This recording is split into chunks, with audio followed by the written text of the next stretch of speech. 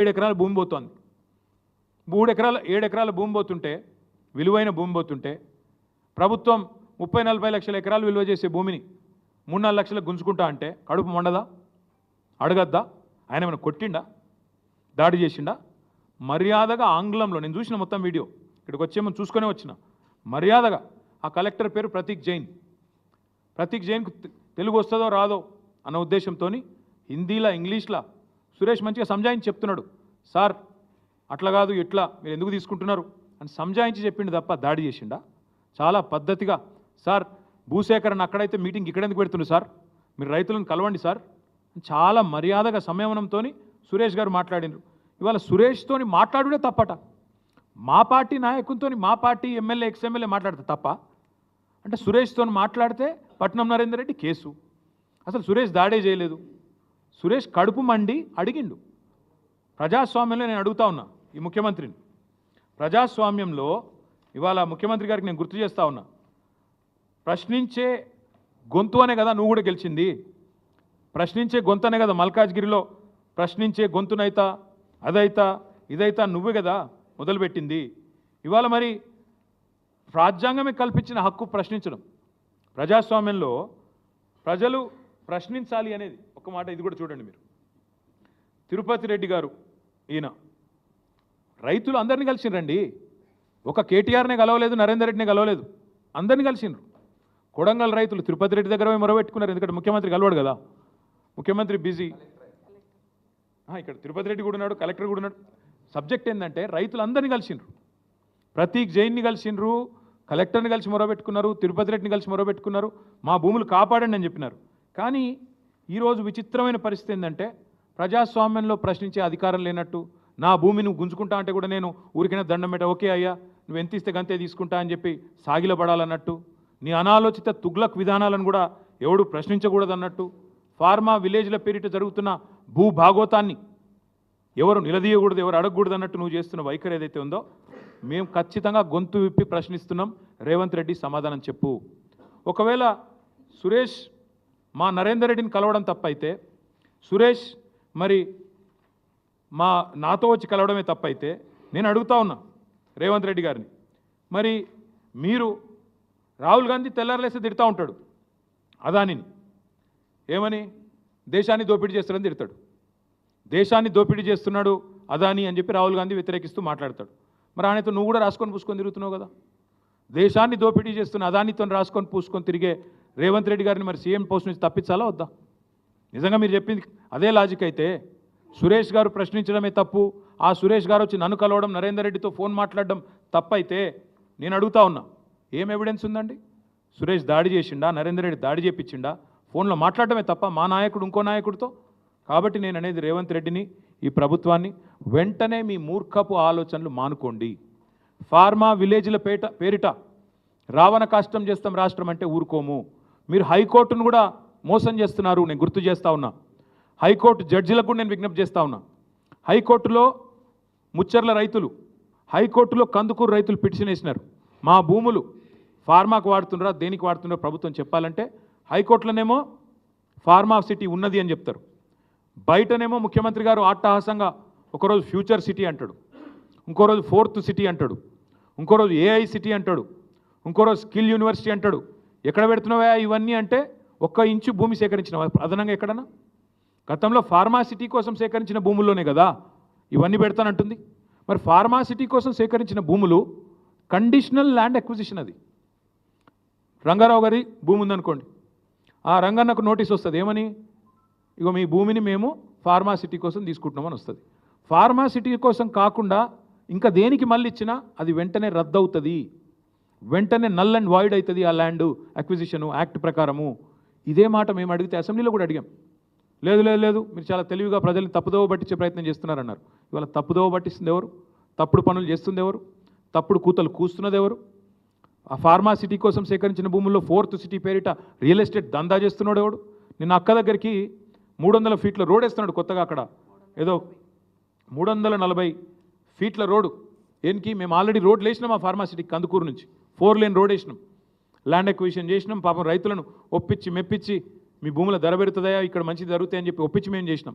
ఇలా కొత్తగా 340 ఫీట్ల రోడ్డు వేస్తే నిన్న మొత్తం సవితక్క దగ్గరికి వచ్చినారు రైతులు. అమ్మ మాది అక్కర్లేని రోడ్ వేస్తున్నారు, కొత్తగా తీసుకుంటున్నారని.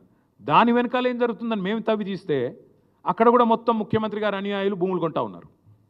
ఎందుకంటే వాళ్ళకి ముందే తెలుసు రోడ్ ఎటుకెళ్ళి పోతుంది, ఇన్సైడర్ ట్రేడింగ్. ఇది జరుగుతున్న దందా. అందుకే నేను కొడంగల్ రైతులకు నేను విజ్ఞప్తి చేస్తూ ఉన్నా, ఎక్కడి నుంచో కాదు, ఈ ముఖ్యమంత్రి భాగోతం పట్టాల్సిన పని, భరతం పట్టాల్సిన పని, భాగోతాన్ని బయట పెట్టాల్సిన బాధ్యత కొడంగల్ నుంచే మొదలు పెడదాం. అవసరమైతే మా పార్టీ తరఫున మేమందరం కూడా కొడంగల్కి వస్తాం, తప్పకుండా ఆ రైతులకు అండగా నిలబడతామని చెప్పి కూడా తెలియజేస్తా ఉన్నాం. ఇవాళ మా నరేందర్ రెడ్డి గారిని అక్రమంగా కిడ్నాప్ చేశారు. అరెస్ట్ కూడా కాదు, కిడ్నాపే చేసినారు. మఫ్టీలో వచ్చి కేబీఆర్లో వాకింగ్ చేస్తుంటే ఒక దొంగనో, బందిపోటునో, తీవ్రవాదినో పట్టుకున్నట్టుగా మఫ్టీలో యూనిఫామ్ లేకుండా వచ్చి ఇలా ఎత్తుకొని పోయినారు. నేను అడుగుతా ఉన్నా, ఆయన భార్యకు సమాధానం చెప్పండి, కొడంగల్ రైతులకు సమాధానం చెప్పండి. ఎందుకు ఇంత అక్రమంగా అరెస్ట్ చేయాల్సి వచ్చింది, అక్రమంగా కిడ్నాప్ చేయాల్సి వచ్చిందో చెప్పమని చెప్పి నేను కోరుతా ఉన్నా. ఆయన ఒక ఎక్స్ఎమ్మెల్యే, మొన్నటిదాకా రేవంత్ రెడ్డిని ఓడించి అక్కడ ఎమ్మెల్యేగా ఉన్న వ్యక్తి. ఆయన టెర్రరిస్టా ఏంది? ఆపరేషన్ సడన్గా వచ్చి పొద్దున 6 గంటలకు వచ్చి ఎత్తుకపోవడం. అందుకే నేను చేసే విజ్ఞప్తి కొడంగల్ రైతులకు, భయపడకండి, మీ పక్షాన మేముంటాం. మీరు కోర్టుల్లో తప్పకుండా కొట్లాడతాం. న్యాయస్థానాల మీద మాకు విశ్వాసం ఉంది, న్యాయస్థానాల మీద మాకు విశ్వాసం ఉంది. కోర్టులో తప్పకుండా ఈ దుర్మార్గాన్ని ప్రశ్నిస్తాం. ఇప్పటికైనా ముఖ్యమంత్రి గారు కూడా వెంటనే ఈ ఆలోచన, మూర్ఖపు ఆలోచన మానుకోవాలని చెప్పి కూడా విజ్ఞప్తి చేస్తూ ఉన్నాం. నిన్న మొన్న జరిగిన విషయంలో కూడా ఖచ్చితంగా ప్రభుత్వం వివరణ ఇవ్వాలి, సంజాయిషి ఇవ్వాలి. బేషరతుగా ఆ 16 మంది రైతులను వెంటనే విడుదల చేయాలి. పట్నం నరేందర్ రెడ్డిని విడుదల చేయాలి. పొద్దున వీడియో చూసినాం ఆ రైతులది, వాళ్ళు నడవలేకపోతున్నారు. ఖచ్చితంగా పోలీసు వాళ్ళు వాళ్ళని కొట్టారు. మెడికో లీగల్ పరీక్షలు వెంటనే చేయాలి. నేను మేజిస్ట్రేట్ గారిని కూడా కోరుతా ఉన్నా, దయచేసి మీరు ఆదేశించండి. వాళ్ళని రిమాండ్కి పంపే ముందే, వాళ్ళని మళ్ళీ తిరిగి జైలుకి పంపే ముందే వాళ్ళకి ఎక్కడెక్కడ వాళ్ళ శరీరం మీద దెబ్బలు ఉన్నాయో వెంటనే మెడికల్ ఎగ్జామినేషన్ చేయించాలి. వెంటనే మాకు ప్రభుత్వ వైద్యుల మీద నమ్మకం లేదు, ప్రభుత్వ వ్యవస్థ మీద నమ్మకం లేదు. ప్రైవేట్ వాళ్ళని పంపించండి, థర్డ్ పార్టీని పంపించండి, మేజిస్ట్రేట్ గారి చాయిస్. దయచేసి ఎగ్జామినేషన్ చేయించండి. వాళ్ళని చిత్రహింసలు పెట్టారని చెప్పి చెప్తా ఉన్నారు, నడవలేకపోతున్నారు. మీరు చూడండి వీడియో. అంటే మీరు భూములు ఇవ్వకపోతే కొడతారా? ఇక భూములు ఇవ్వకపోతే వాళ్ళ భూములు గుంజుకుంటేందుకు జులుం చేస్తావు. అందుకే వారికి మేము అండగా ఉంటామని చెప్తూ, మరి ఈ నరేందర్ రెడ్డి గారిని ఒకసారి చూడండి, ఎంత దుర్మార్గంగా మఫ్టీలో వచ్చి పొద్దున్నే ఒక్కడన్నా పోలీస్ యూనిఫామ్లో ఉన్నాడా? వీళ్ళు పోలీసు వాళ్ళా లేకపోతే నిజంగానే దొంగలా? మాకేం తెలుసు, కిడ్నాపర్లా ఎవడో మాకేమెరక. నోటీస్ లేదు, ఫ్యామిలీకి సమాచారం లేదు, ఇష్టం వచ్చినట్టుగా వచ్చి మఫ్టీలో వచ్చి 10 మంది గుండాగాళ్ళు ఎత్తుకపోతే అది కిడ్నాప్ అనాలా, అరెస్ట్ అనాలా? అందుకే వెంటనే ఈ ముఖ్యమంత్రి మూర్ఖపు ఆలోచనలు బంద్ చేయాలి. మీ అల్లుని భాగోతం, ఫార్మా కంపెనీల భాగోతం, పుట్టగొడుగుల్లాగా మీ కుటుంబ సభ్యుల సంస్థలు ఏవైతే వెలుస్తున్నాయో వీటన్నిటిని కూడా మళ్ళీ తదుపరి ధారావాహికంగా చెప్తూనే ఉంటాం, ప్రజల దృష్టికి తీసుకొస్తూనే ఉంటాం. కానీ ఫార్మా విలేజ్ల పేరిట చేస్తున్న దాష్టికాన్ని, రాష్ట్రాన్ని రావణ కాష్టంలా చేసే ప్రయత్నాన్ని మానుకోండి. ఇంకొక మాట, మా కందుకూరు రైతులు, మా ముచ్చర్ల రైతులు, యాచారం రైతులు ఎదురు చూస్తూ ఉన్నారు. మీరే మాటిచ్చిన ఎలక్షన్ ముందు ఫార్మాసిటీ రద్దు చేస్తాం, రాగానే భూములు తిరిగిస్తామన్నారు. ఎప్పుడు ఇస్తారో చెప్పండి, ఎప్పుడు ఇస్తున్నారో తేదీ చెప్పండి, ప్రకటించండి, వెంటనే నిర్ణయం తీసుకోండి అని చెప్పి డిమాండ్ చేస్తూ మీ అందరికీ కూడా ధన్యవాదాలు, నమస్కారాలు.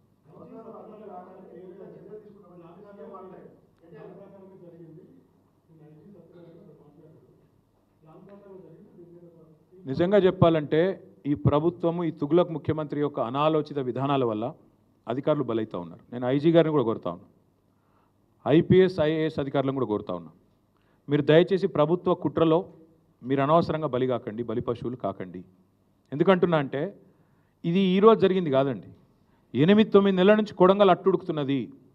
ఆ ప్రాంత రైతులు నిరసనలు చేస్తూనే ఉన్నారు. కొత్తగా జరిగింది కాదు, నిన్న మొన్న జరిగింది కాదు. వీళ్ళ దుర్మార్గం, పిలిచి మాట్లాడలేని కుసంస్కారం. ప్రజాస్వామ్యంలో పిలిచి మాట్లాడారండి? మా ప్రభుత్వం ఉన్నప్పుడు కూడా భూసేకరణలో చాలా చోట్ల పంచాయతీలు వచ్చినాయి, పిలిచి మాట్లాడలేదు. మల్లన్న సాగర్లో, కొండపోచమ్మ సాగర్లో అక్కడ సమస్యలు వస్తే వెంటనే ముఖ్యమంత్రి గారు, ఆ జిల్లా మంత్రి గారు రైతుల దగ్గర పోయి పిలిచి మాట్లాడి ఒప్పించి మెప్పించి ఆ కలెక్టరు తనలాడి మొత్తానికి చేసినాం. కోర్టుకు పోతే కోర్టులో కూర్చొని కోర్టును సంజాయించి అక్కడ బెస్ట్ పరిహారం ఇచ్చి కడుపులో తలబెట్టి మీకు జరిగే లాభాన్ని వివరించి మొత్తానికి అల్టిమేట్గా ప్రాజెక్ట్ పూర్తి చేసినాం. అట్లుంటుంది. కానీ ప్రభుత్వం అంటే నువ్వు ఇస్తావా సస్తావా, తిరగబడరా? పిల్లిని కూడా రూమ్లేసి కొడితే మరల పడదా? 9 నెలల నుంచి ప్రభుత్వానికి టైం లేదండి. ముఖ్యమంత్రి గారు సొంత నియోజకవర్గంలో కలెక్టర్ గారికి టైం దొరకలేదు, తిరుపతి రెడ్డికి టైం లేదు, ముఖ్యమంత్రికి టైం లేదు. ఏం చేస్తున్నారు అందరూ? రియల్ ఎస్టేట్ దందాల్లో బిజీగా ఉన్నారా? అందుకే అంటున్నా నేను, కుట్ర జరిగింది అంటే నిజంగా చెప్పాలంటే ఒక అడుగు ముందుకేసి చెప్తా ఉన్నా. మేము కూడా చూసినాం వీడియో నిన్న. నేను ఇంకొకటి అడుగుతా బ్రదర్, ఐజీ ఎట్లా మాట్లాడుతున్నా నాకు అర్థం కాదు. దాడి జరిగిందని కలెక్టర్ చెప్తుండే, దాడి జరగలేదు అంటుండు. కలెక్టర్ దాడి జరగలేదు అంటాడు, దాడి అనద్దానిలే, దాడి జరగలేదు అన్నాడు. నాకేం కాలేదు, దాడి జరగలే అన్నాడు ఆయన. మరి ఈయన దాడి జరిగిందని ఎట్లా చెప్తాడు? ఒక జిల్లా కలెక్టర్ ఏమో దాడి జరగలేదు అంటాడు, దాడి ఏం కాలేదంటాడు.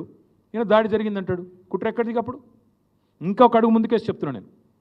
మేము కూడా చూస్తున్నాం అసలు ఇది నిఘా వ్యవస్థ వైఫల్యం. కలెక్టర్ను మరి ఆయన గన్మెన్లు ఎడవేయినరు, పోలీసులు ఎడవేయినరు, ఏమైనా జరిగితే వెంటనే ముందు ఆపాల్సిన ఎక్కడ పోయినరు? నేను ఒక్కడు కనబడలేదు. అంటే ఉద్దేశపూర్వకంగా ఆడ అశాంతిని రగిల్చి దాని పేరు మీద భూములు గుంజుకోవాలని చక్కరా, దాని పేరు మీద బలవంతం చేసి వీళ్ళు మర్యాద ఇంటలేరని చెప్పి బెదిరించి గుంజుకునే చక్కరా చూస్తుంటే అట్లే కనబడుతుంది కుట్ర. మరి ఇది మాకు ఇప్పుడు ఇంకోటి సురేష్ మా నాయకుడు, ఎస్. నరేందర్ రెడ్డి మా నాయకుడు, ఎస్. మరి సురేష్ భూమి పోతుంది, కొట్లాడా సురేష్? అడగద్దా? నోరు మూసుకొని కూర్చోవాలన్నా? తప్ప అది కూడా? సురేష్ నన్ను వచ్చి కలిస్తే తప్ప? వాళ్ళ పార్టీ వర్కింగ్ ప్రెసిడెంట్ నేను, నాకు కాకపోతే ఇంకొని చెప్పుకుంటాడు. వచ్చిండు చెప్పుకున్నాడు, ఆయన ఒక్కడు రాలే. 50-60 మంది రైతులు వచ్చిండ్రు. ఇక పెడతాడు ఐజీ గారు మా మీద కేసు పెడితే పెట్టమని నేను ఎందుకు వద్దంట. సురేష్ నన్ను వచ్చి కలిసిడే తప్పైతే నా మీద కూడా కేసు పెట్టమని నేను ఎందుకు వద్దంట? పెట్టుకో. ఏమన్నా 40 నిమిషాలు చెప్పినా కాగా సీఎం వాడో పిచ్చోడు, 40 నిమిషాలు చెప్పిన. ఇంకెన్నిసార్లు చెప్పాలి నాకు అర్థం కాదు. 40 నిమిషాలు వివరంగా చెప్పిన, ఏం చేస్తావో చేసుకో అని చెప్పి. ఇంకేం చెప్పాలి? ఎన్నిసార్లు చెప్పాలి? ఏం ఫార్ములా అయ్యి? వానికి తెలిసిన ఒకటే ఒక ఫార్ములా, రియల్ ఎస్టేట్ ఫార్ములా. అది తప్ప ఇంకేం ఫార్ములా తెలియదు. ఆ రియల్ ఎస్టేట్ ఫార్ములా, బ్యాగులు మోసే ఫార్ములా, ఈ ఫార్ములాలు తప్ప వేరే ఫార్ములాలు అర్థం కావు. అది ఫార్ములా అయ్యి అంటే తెలుసా ఆయనకి? ఏమన్నా ఏం తెలుసు? ఏం మాట్లాడతాడు? ఊకే ఒకటేనా? ఇక ఇంకోటి బ్రదర్, నేను ఇంకోటి యాద్ చేస్తున్నా మీకు. 11-12 నెలల్లో మీకు కూడా బోర్ కొట్టాలి. అరే